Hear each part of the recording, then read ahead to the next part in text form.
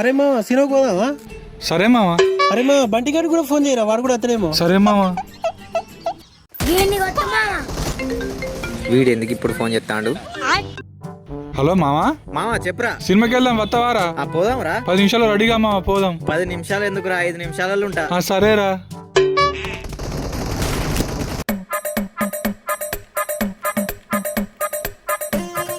అరే మామ 10 నిమిషాలు అవుతుంది, ఫోన్ చేయడానికి. సరే మామ. వీడు మళ్ళా ఫోన్ చేస్తాను నేనురా. రే మామ ఎంతసేపు రా? అరే మామ వస్తాను, ఒక్క నిమిషంలో నీ ముందట ఉంటా. సరేరా మామ.